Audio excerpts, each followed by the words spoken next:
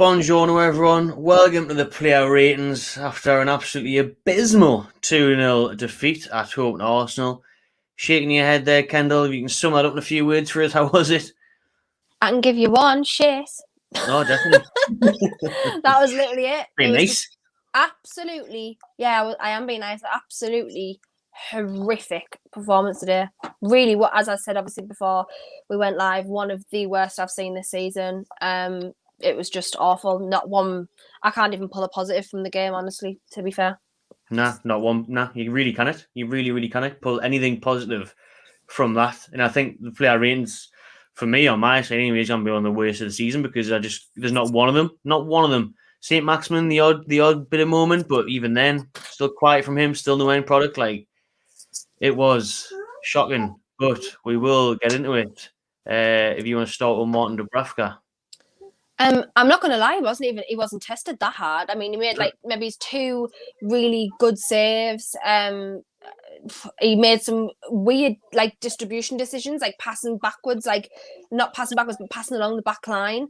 I just, the way it was today, I just don't even know what to say about it because, as I say, he wasn't protected, but he also wasn't like by the defense, but he wasn't really challenged that much. But he can have a 5. Because there's not really much to go on. That's not me obviously basing it on him, but there just wasn't much to go on really. No, we had Arsenal fans in the live reaction and the watch along chat just saying, "Yous are making us look so good, yeah. Like this is like a training session for us, a breeze, an easy day." And it shows 2-0 Arsenal. Dúbravka not even tested. Defense was all over the shop today. I'll start with Jacob Murphy, who I big up, who I like, but today he had an absolute nightmare. Martinelli was turning him inside and out. He was losing every duel. He was having his arse handed to him. Going forward as well, though, his delivery wasn't as good as it has been recently. He offered absolutely nothing. Yeah, Crossing was poor today. Really, really poor. Yeah, worst game he's had since come back into the fold. Really was. Honestly, a 1. I kind of, not good defensively. What did he do? What did he do? You can't give him any more. You really can't. I don't even know where he gets a 1 from. I just don't want to be harsh on him because I like him. Do you know what I mean? But it's like a one for turning up, I guess. Like a fantasy league point. I don't know. Yeah. Federico Fernández. Well, I mean, he was brought off, you know what I mean? And I know Steve Bruce's subs are questionable at best, but when you're 2-0 down and a defender's getting brought off, you think, no, God, like this is just everything you need to know, really. The defense today was all over the shop. I have no idea what was going on. I understand still going with like 3 at the back and 2 wing backs. I understand that, but I think today we could have really, really benefited from like a Manquillo at right back or something like that. Do you know what I mean? Because we needed that defensive edge. Like, and Jacob Murphy obviously didn't do it today. Manquillo wasn't even on the bench, I don't think. I mean, and Kraft was the option, which, I mean, he wouldn't have been anywhere near that team for me today at any point. So, yeah, again, I find it really, I'm struggling. There was a couple of times, I don't know whether it was him or what, but there was a off the line, like someone kicked one off the line. I think maybe it might have been Dummett even. But, yeah, he can have a 1. I just can't. The way that defence and the midfield especially crumbled today was absolutely, it was horrendous to see. Absolutely horrendous to see. Yeah, the lack of organisation at the back, we were just all over the shop. And that's how they scored the early goal, because no one was tracking runners, no one was closing people down. Yeah, I think Clark, the same we said for Clark, someone who's normally reliable, someone you know you're going to get a good shift out of. Not the day. Miles off his man. You look at their goal, man. When Martinelli has all the time in the world to put it across the 6-yard line, and not one of them is near it. Not one of them is near it. It's pathetic, man. It was really amateur defending from Newcastle today. Really, really bad. Clark can have a 1 as well. Paul Dummett. I thought, again, I mean, everyone who's ever watched me on Player Ratings knows I'm not his biggest advocate, but I have said, he's better in a back 3 than at left back. Today, he could not clear a ball. He was given some absolutely horrendous balls away, like near their goals. They were just intercepting him all the time. at one point he was like playing left wing. I have no idea why he was up there at all. Like, I just was thinking, what are you doing? Like, just questionable all over the field today. Absolutely unreal decision making. Just shocking. Absolutely shocking. He was probably one of the better defenders, but I mean, he wasn't good or positive by any means. But he never won as well. I don't think it's fair to give him any more than anybody else. Nah, backline was awful, and I think Ritchie as well, alongside what I said with Murphy, two players that have been integral to Newcastle's upturn in form. The wing-back situation working well for her, but for me, Ritchie today, slow. I said it. The players bank holiday weekend looked like they were hungover. Looked like they'd all been out. That would have been a better excuse than that today. At least it would have been one. Do you know what I mean? Just apart from just being crap. And now look at me trying to find ways out for the land. Do you know what I mean? Arsenal have just travelled back from Spain, just had a semi-final of a European Cup competition, and we're the ones that look knackered. We're the ones that look like they can't be arsed when we're still fighting for safety and Arsenal got nothing to play for. No. Bonk as the day, man. But Ritchie again, his delivery as well, a lot of times crosses into the hands of Matt Ryan. Yeah. Easy stuff. Defensively caught out with the runs over the top. Yeah, not a good day for Matt Ritchie. 2. Captain Shelvey. I'll let you take him, because I'd gone off on one if it was me. -49. Like, genuinely, worse, literally negative, completely and utterly negative. I can't even give you a 0 because that would mean there was nothing negative about him. Well, nothing negative, but like that, it was all right. Nah, I'm not having it today. He's wrong. He's all wrong. He's crap. He did nothing today. Headless chicken, lazy, childish, pedestrianised, slow, non-present. I can't even think of any more words to say, but I literally, what the hell he did today, for their first goal, he was ball watching, wasn't even bothered well, and then he was just like, the ball's coming, it's all right. Like, he just doesn't care. How you can have a team who are literally, because we are still fighting relegation, despite what people might think. We are not technically safe. Well, maybe we're technically safe, we're not mathematically safe. How are you having him, the laziest, most non-vocal person in the team, as your captain? I will never, ever, ever understand that decision from no matter what anyone says to us. I'll never understand it. People were saying at 1.2 years ago he was the best passer in the league. I don't even think he completed one decent pass today. Honestly, where he was at today and where he's been for the past 4 games, and he is still not being dropped, is absolutely baffling to me. I can understand today because Willock wasn't available. So, you don't really have like a centre mid unless you want to, stick Jeff Hendrick in there, which that would be, wow, really set my world alight. But have we said much positive about him for 6 weeks? Have we? I literally cannot think of a positive thing I've had about him for 6 weeks. I'm tired of him now. He needs to be gone in the summer for me. I don't even know who will want him. I honestly don't. He's absolutely on a minus for me today. So bad. I don't know if anyone will disagree, but I can't deal with it anymore. Nah, I think finally we've been seeing it for ages, but finally people in the watch along were agreeing, Shelvey out, Shelvey sold, get rid of Jonjo Shelvey. I mean, Matty on the bench, just chuck him on. I'd have Elliot Anderson on. You'd have more energy and more try. You really would. How on earth Shelvey gets that captain's armband? He shouldn't even be on the bench. I wouldn't even have him on the bench. Being the captain of the team. And like you said, like many others have said, sell him in the summer. You're right though. Like, who on earth's going to want? He's going to go in championship. He might get a big championship team. Go to championship team. He wouldn't. Yeah, exactly. He wouldn't even get like the Brentfords or anything. He would not get anywhere near that. He will have to be going to I don't even know. I can't even think of a team genuinely off the top of my head. I want maybe Sheffield Wednesday. They're going to be in League One now. So get him there. Honestly, I just cannot even fathom how on earth he still is there. One of the first names on the team sheet week in week. I just can't get over it. Really can't. SBL, something like that for Shelvey. Easy. Sean Longstaff beside him. I thought it's been okay the last couple of weeks, but today he fucking really winds me up watching Sean Longstaff as well, because he puts Wirt in danger all the time. Immediate thought is always just to play the easy pass, and if it's not the easy pass sideways, it's the backwards pass to fucking Dúbravka. what on earth are you doing?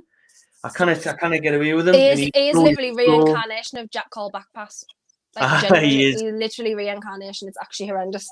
It actually is. I mean, I don't know what's going on there, like, but he's covered ground a lot better and stuff, and got forward. Like, he should have scored against Liverpool last week. Yeah. But the day he was really poor, really sluggish, late in challenges, late into people are just drifting by him. Then oh fuck, now there he goes. There's the ball. See you later. Like, what's going on? Awful.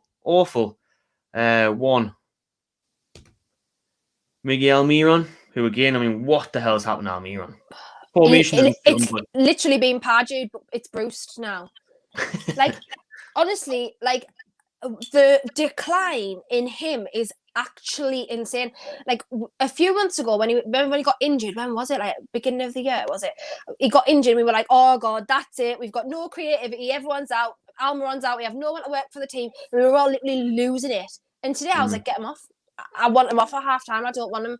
And I'm not blaming him because he has been one of the most hardest working players for, over the past 18 months. He's had his time on the bench under Steve Bruce. He's never made a mention about it, never come with any, like, what's the word? Like, when you're not happy with something, I can't think of the word, but any negativity I'll say, but that's not what I'm looking for. He's never come with any negativity. He's consistently and always worked hard with a smile on his face. Honestly, I would say even the past 4 games for me, he's been pretty non-existent. He's done not much. He hasn't influenced the game. He's been playing out of position, which is unfair because we all know we've seen the best of him when he's been playing centrally. Like that's like as a number 10 kind of. That's where we've seen the best. We know kind of Maximin is starting to occupy the middle, like more central now, which I understand, but there's just no crossover. There was just no. He's weak at the minute. He goes down a lot for fouls. He got obviously carded today, which, to be fair, I thought was harsh, but it is what it is. Mike Dean likes to make a show about him, but yeah, I just thought he was again really poor today, and obviously he was brought off for Joelinton, so yeah, he can have a. I'll give him a 2 because I like him. He's smiley, but. I don't think he did much today at all. Nah, the best thing he did was head one off the line in the first half, to be honest. Yeah. And you mentioned Saint then, like, you straight away we knew, like, Newcastle there were conceding an early goal and were showing nothing. And the only player that was showing something was Saint-Maximin as always. Everything was going to come through him. He picked up the ball around 15, 20 minutes mark, took on a few people, got to the box a couple of times. End product wasn't great. Then went really quiet for about an hour. And had 1 or 2 moments of the same. 1 or 2 dazzling runs, beating 2 or 3 men, looking for someone. Nobody wants it, doesn't find them. Had 1 shot that kind of looped. It looked like it took a deflection of his own foot or the defender's foot. Ryan saved it. I think that was our only shot on target. It was, yeah. And then he had another shot late on, which went way over the bar. So, yeah, even him the day, even the saviour the day, couldn't get things rolling, couldn't get things quite ticking for Newcastle. No tempo the day at all. I'll give him a 4 for being close to making something happen, closer than anyone else. Yeah. And I feel really sorry for Wilson, like, because we're buzzing to see him back in the starting 11. You may as well have Shola Ameobi up top still because there's no service. It's pointless. No. You've got a class striker there, knee fucking service. How's he meant to score? You literally have Aguero, you could have Kane, you could have Cavani, you could have any single striker out of the Premier League right now. Not one single person would they score 2 goals a season. I don't even know how he's on the number of goals he is because miracle. The way we play we may as well just not even have a striker on because there isn't any point really. Like, I know that sounds absolutely wild. And people are like, you can't play without a striker. No, honestly, there's really 0 point in us having a striker. Maybe have attacking players, but not a striker because we don't need one. He gets no service. I must admit today, he looked not interested, like, as well. He's not the type of player to track back, which I've said before. He doesn't need to as a number 9. That's not what, he's not obviously number 9, but as a number 9, you don't need to do things like that. You should be getting the service. You should be in the right places at the right time, which he usually is, like goal poaching. There's just none of that. Saint-Maximin's serve, obviously, he does 1 too many dribbles. His final third is horrendous at the best. I mean, we've seen the best of it lately, but he's gone back to the, where his final third, the quality in final third is just really poor. Decision-making is poor. He had Almirón, obviously, was quiet today. Jacob Murphy's crossing was really poor today. Ritchie on the other side. There was just no way for him to get anything out of that game the way we played today. And I do feel sorry for him because as you say, like, it isn't solely his fault that he's not getting that service. Like, he needs to be on the end of decent balls, which we don't have anyone at this current time who will do that. Jacob Murphy's been the one, you know, lately getting the crosses in and some really, really decent ones. But today, if he's poor, there's just no one there. So I do feel sorry for him. But again, he didn't actually try to make an impact either. So it works both ways, I suppose. Yeah, you can have a 2. Yeah. Oh, Brucey. Today, you know, when I seen that lineup, though, I was happy with the starting 11. Yeah, me too. I think the players have really let me down the day for me, because I think they should have went out and performed a lot better. I think Brucey picked a decent side, more than capable enough of getting something against this Arsenal team, but they showed nothing. But then again, Brucey with the subs, which I'll let you get on to, and with constantly starting Shelvey, bit of a mad one. It goes back to the training, really. We know the lack of training intensity in the days off that Bruce has given them. I mean, it goes back again to Arsenal only having a day to prepare for this, and we having a full week, and us looking like the team that's knackered and can't be asked. So where's that for the management and the coaching staff? Where's the motivation? You know, even the second half, you'd think, right, lads, that was a really bad first half, right? But we're only 1-0 down. Next goal, straight back into it. No, nothing came out second half. There was no guns blazing second half. There was no effort. So from there, they've still got to take some blame as well, haven't they? Yeah, 100%. It was definitely, I think, more so the players today. Obviously, I thought substitutions were made far too late, especially in a game that we were only 1-0 down in up until, you know, the last third of the game. I thought it was 65 minutes. The game was the most flat thing I've watched for months. And I was thinking to myself, why are you not making a change? Like, there's no reason for you not to be making substitutions at that point when it was only 1-0. Like, there's just no reason for it.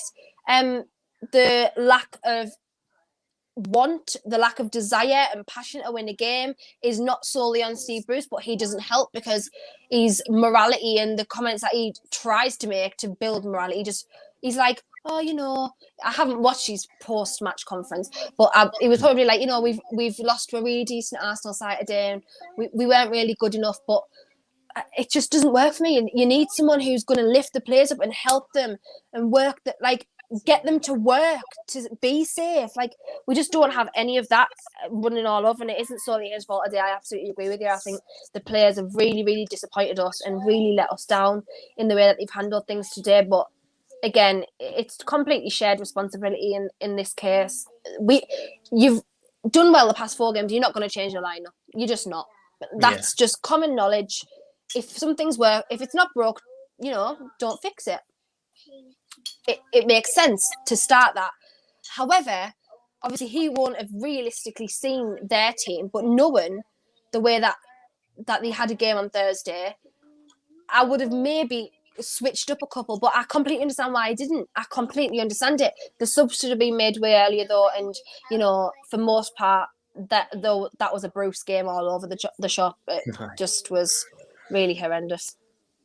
And what was the rating? What was the rating for Brucey? Oh, he can have a 1 for keeping the team the same as it was, but the subs were made far too late. He was barely even vocal today. Last game he was shouting on. I didn't even see any camera pan over him shouting, or he wasn't even upset about some of the decisions that were made. Like, yeah, he can have a 1. He was like a broken man, wasn't he? He was like defeated the day, right? Like, some of the decisions are dodgy, and he's not fighting our corner forward. And obviously, the first one of those is Schär, which I think was the first sub we made because we're 2-0 down and would have decided to bring a defender on. That's a good idea. How are we going to get back in the day? How are we going to get a result out of this? Well, we'll bring a centre back on, Christy. I mean, when we're 2-0 down, when we're 1-0 down, why not just chuck Anderson on, chuck someone on to make a difference, try and get back in the game. 2-0 down, game over. Yeah, chuck the defender on. Let's not make it 3. Let's not get too embarrassing, lads. It does this all the time, though. Like, against the teams like that, like, we'll be 2-3-0 down, and you'll be like, you know, we'll just defend because we don't. It's like damage limitation with them all the time. I just don't understand that. Knowing that for a good couple of games we've come back from being, you know, conceding first, we've come back to win a game, or draw a game. I don't know why that decision was made. It was silly. Yeah, it was madness. Schär actually got a good challenge in before the red, in and around the box. He put a good foot in. He looked fresh out. It was good to see him back. But then obviously the talking point is the red card, the Mike Dean show. For me, it's not a red card. I think it is a yellow. He just catch me, just go through him, but it's not a red card, man, is it? No, I don't think it is. In fact, everyone I spoke to, even Arsenal fans, said it wasn't a red card. In fact, Xhaka probably should have had a red card. He should have had a second yellow and a red card before all of this. But they were just getting every single decision. And I'm not putting my tinfoil hat, and I'm not saying Mike Dean's got an agenda or whatever, or there's an agenda, for the Big Six or anything like that. But the decision making today from Mike Dean, I mean, this isn't, a new thing for Mike Dean. He's always his Mike Dean show. Always makes. I said when I knew he was going to be the referee the other day, I said, who's going to be sent off first? And everyone was like, Shelvey, Xhaka. I did not expect Schär to be even playing in this game, so he was nowhere near my radar for getting sent off. But I knew it was going to happen. For somebody, it just so happened to be Schär, who will now be. It was a straight red, wasn't it? So we'll now be banned for the next 3 games, which is great. We've only got 4 games left. 4 games left. Woo. Especially after how bad Fernández and Clark were the day, I was thinking, it's good to have Schär back now, get someone else in there. Oh, dearie me, man. So Schär, I think it was my rating. I'll give him a 4, mate. I thought he was out when he came on. Sent off Mike Dean, absolute joke of a referee. Joelinton was the next sub, I believe. You know what? Personally, for me, I would have had him on earlier, because I think in terms of our attacking players, he holds the ball up better. He probably would have struggled less than the likes of Almirón against, I don't know if David Luiz is off at this point, but like the likes of David Luiz, Gabriel, Xhaka in midfield, like he would have struggled less than Almirón. And I thought he was relatively okay when he came on. I mean, he didn't have really much to do with the game. Was finished at that point. It was just very flat. He made some decent interceptions when he came on. And as I say, they weren't pressing as much when he was involved, because you can't against someone of the stature of Joelinton. He's all right. He can have a 3. He's fine to me, but he didn't obviously have enough of a run in a game today. I think you're right. I think he showed some tidy bits of footwork as well. He had a nice little move on the edge of Arsenal's box, laid it off for Shelvey, who had a shit shot straight at the defender. I think it was blocked where Wilson tried to follow it up, but Joey there did well. And I think, should he have maybe started instead of Almirón? Did he deserve to be dropped after picking up some good form? Next game, I personally feel like it should be Joelinton for Almirón. Yeah. And the lost sub, I don't think we can really talk about that. With Dwight Gayle coming on, he didn't think even... I don't think he touched the ball. No, got anywhere near touching the ball. I don't think we touched the ball for the past 5 minutes, not for the 90 minutes, really. Like, we seem to just give up. What a awful day at the office for Newcastle. Leicester on Friday, how are we feeling? I could do without that, to be honest. It's just... God, start the weekend as well. They're far better quality-wise than Arsenal as well. So if we come into that game playing like we are, that is easily 5-0. Easily 5-0. Because they have an unreal defence. Their defensive midfielders have been amazing this season. Like Ndidi, for example, their team is just next levels above ours. Leicester, every single thing I want to be as a football club. People look at Man City and whatever. Yes, that's fine. But I want to be run by Leicester with owners that actually have a personal involvement in the club. Like, they want the club to do well. They respect the area, the facilities that they build for them. Like, they respect the fans. I want that. And there's no reason why we couldn't be like that, because Leicester were probably smaller than us for a long time before. So yeah, I'm really and that's a Friday game, isn't it? So is it a Friday game or is it Saturday game? Friday night, yeah. So that's really looking great for our weekend, isn't it? Christ, thank God I'm going out on Saturday next week. I'd be losing the plot if I wasn't. Yeah, we're gonna have to, because I think we'll stop it Friday. Stop it a Friday. Spend Saturday hungover, pretend the match never happened. Yeah, good idea. Leicester are everything we'd want to be. Perfect ownership, the growth of the club, the players, the signings, everything unbelievable. And top 3, top 4 this season for them. Iniacho on fire. It could be an embarrassing one next Friday. Yeah, not looking forward to it at all. Let's look forward to that. Cheers, anyways, Kendall. Enjoy what's rest of your bank holiday weekend. Thanks for joining me. No, thank you for having me as always. Kendall's links in the description, everyone. Make sure you check that out. Make sure you smash a like on this button. Subscribe if you haven't already. And we'll see you later.